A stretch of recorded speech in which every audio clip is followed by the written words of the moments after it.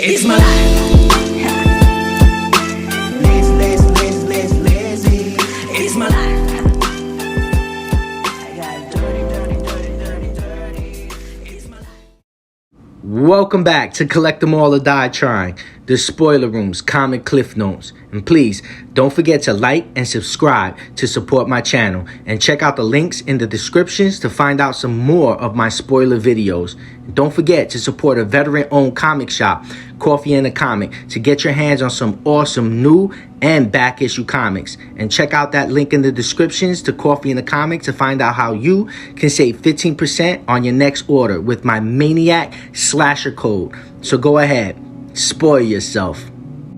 Now, welcome back to the Maniac of New York, issue 2, Small Prices.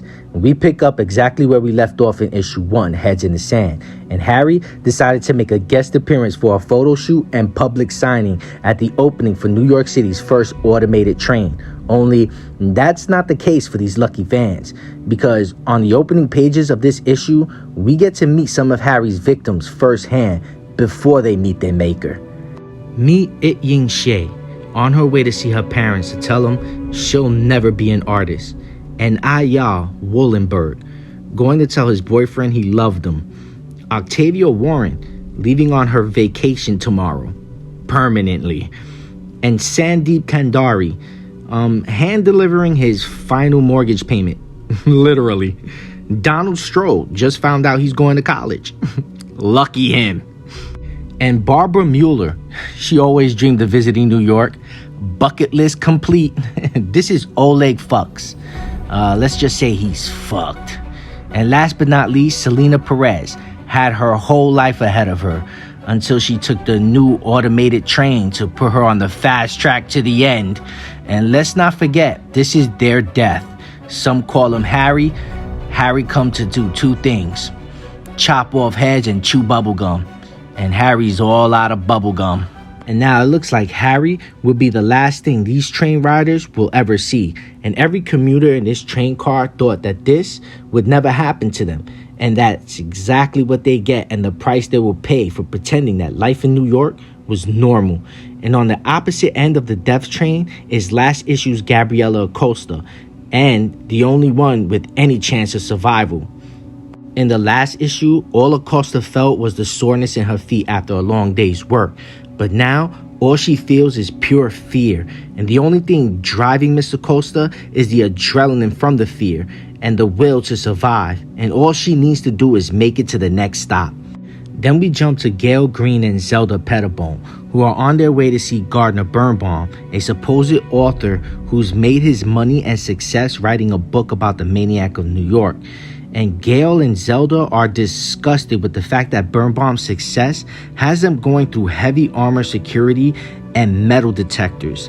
And this is perfect content on how the writing of this book has put a target on Birnbaum's back. The guards finds a flask on Zelda's person and asks if cops are supposed to have flasks too. But Zelda's a little offended and states to the security guard to mind his business and to spend a couple of years in hell, then judge her.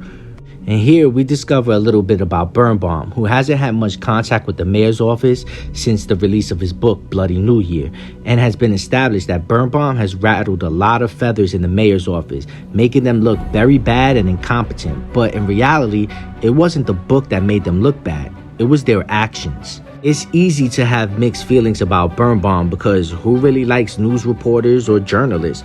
But you can either think he does this for fame, success, and money, or to be a whistleblower and expose the true monsters and hold the politicians and elites accountable for their actions, allowing for the current way of life to even take place.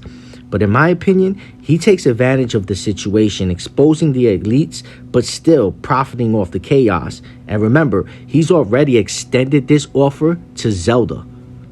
I mean, really, who's worse, Birnbaum or the people that think and normalize this type of life and living currently in New York?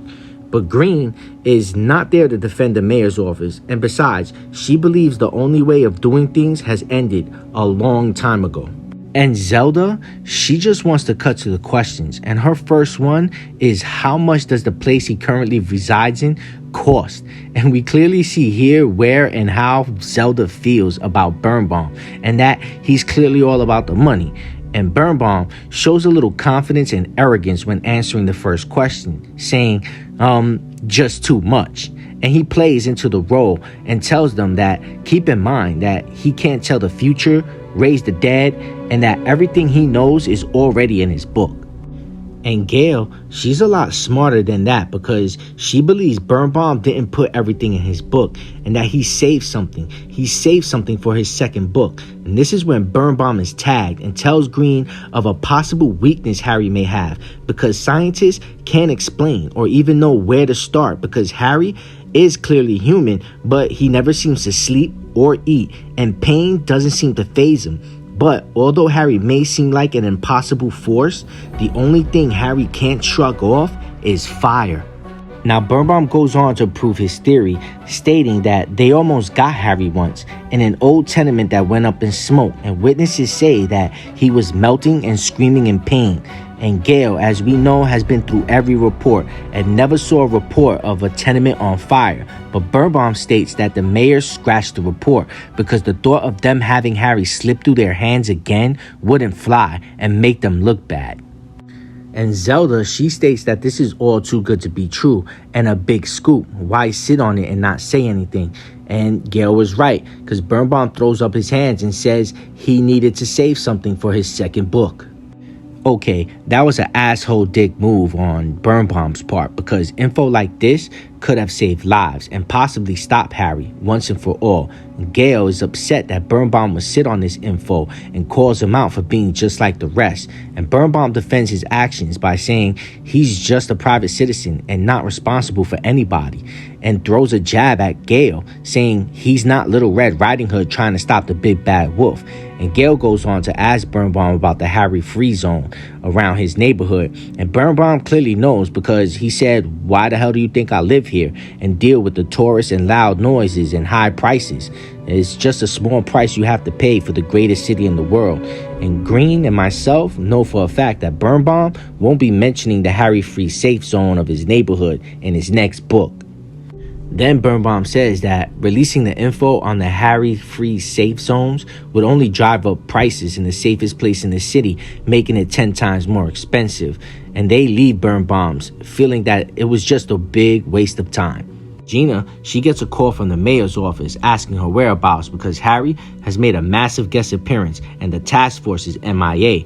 And Gina, at first, she takes this like a joke because since issue 1, no one's really been taking her serious. And this was a classic retelling of Never Cry Wolf, as Gina finally realizes that this ain't no joke. Harry is on the subway and the mayor, he's going batshit crazy. And we finally jump back to the horrors taking place on the death train. And Acosta's plans has changed from survival to she needs to find a hiding place fast, as Harry is ripping people to shreds behind her. Acosta finds 2 seats to hide under and notices 2 children hiding as they quietly wait for Harry to pass them by, as he does with bloody red stained boots. Then, back with Gina and Zelda, who make it to the mayor's office, and the mayor is highly upset that the task force was not where they needed to be when he needed them. And Gina was explaining to the mayor that they were following a lead, but the mayor tells Gina to turn on the TV because there's your fucking lead. Harry's on the train, but not just any train. He's on the mayor's first fully automated train. And one of the mayor's advisors states that they will save the train. But Gina corrects the statement, saying the people on the train. Save the people. But the mayor's worried about one thing, and that's not saving lives. Now, this train has been stopped mid-tunnel and is advised to keep it there, but the mayor doesn't want to block the express tunnel and wants the track clear and the train still running through rush hour. Like, sure, these people are tired from a long day's work, never mind a killer on the train. And Gina, she suggests an evacuation of the train at the next stop, but the mayor says no, Harry's trapped and he's not going down as the mayor that lost the first automated train and let Harry get away, and he wants the doors to stay closed and the train to keep running.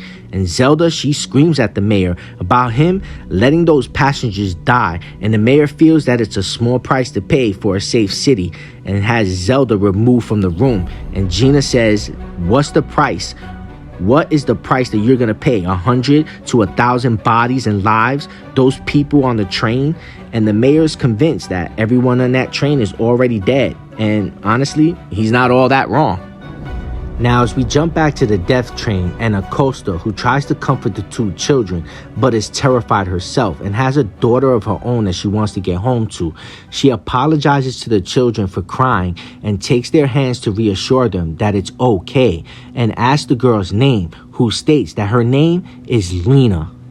Now, check out my other series, Maniac of New York, Bronx is Burning, to follow Lena's story and how she wants to track down Gina to give her information that could change New Yorkers' lives forever. Gina and Zelda leave the mayor's office, or should I say thrown out of the mayor's office, which Zelda can agree. She's been thrown out of a lot of places before, but the mayor's office, that's a new one for her. And Gina, she feels like they should all be ashamed of themselves for their actions and decisions. And Zelda throws some shade back to Gina for being so stupid and naive. Zelda, she feels that Gina's the one that should be ashamed, for barreling in all high and mighty, telling the powerful people they were wrong and expecting them to listen. Gina is having a hard time believing that Zelda really actually believes that. And Zelda reminds her again that every time she listens to what she believes in, she ends up in deeper shit, and clearly there is nothing they can do about it. Gina brushes it off, telling Zelda to go drink her way out of it. And Zelda assures her that she's been here a lot longer than a day and knows all too well the results when trying to do the right thing. And they get approached by Abby Woofsey from the Eyewitness News, asking for a statement from the mayor's office, to where Gina makes it real clear that she's the mayor's office Maniac Task Force director, and that the task force will do everything it can to keep the people of New York safe, and that they are getting on that train. To where Zelda thinks Gina has lost her fucking mind, and they're no heroes, and Zelda knows what happens to heroes, and reminds Gina that they're just a busted up cop and a soul cycling white girl. And Gina's had enough of asking Zelda if she's in or out, and why the hell is she still arguing with her if she is? And Zelda calls Gina out, telling Gina that not to mistake her for giving a shit, but she won't sit back and watch someone kill themselves over some boyfriend she couldn't save when she was a kid, and that this isn't about saving people, and that Gina should stop hiding behind the fact that this is about her trying to get out of feeling bad for herself because she fucked things up. But Gina, she ain't hiding anymore up until this point, because she realizes that both her and Zelda are carrying around something that makes them want to die, so they might as well make it worth something. And Zelda agrees to do it, and that Gina is gonna have a hell of a first day on the job. And we jump back to Acosta and the kids on the death train as she guides them through the train, holding their hands, telling them to watch their step and to not look at the bloody horror, which is kind of hard because it's everywhere. And Acosta explains to Jonah that they need to keep moving towards the back of the train, regardless of how scared he is, because they will only be safe when they jump off the back of that train. As Acosta's trying to encourage Jonah to move, Lena calls out to Gabriella to point out that Harry has found him, and things go from bad to worse as the train goes back into service. And Gabriella's plan to jump off the back of the train is foiled by the mayor's decision to keep the train running. As Gabriella listens to the automated train announcement, Gina and Zelda are waiting at the next stop, to where Zelda had the MTA guy slow down the train just enough for them to jump on. But before they jump, Zelda points out to Gina that what they're doing is stupid and that today they're gonna die. And Gina and Zelda finally agree on something. It's a small price to pay to keep the people of New York safe. To be continued. And that concludes Maniac of New York, Issue 2, Small Prices. And if you like this, don't forget to smash the like button. And if you like the content, then subscribe so it can keep you safe the Slash way. And I'll keep bringing you content just like this. And I'll see you in the comments. Peace. It's my life.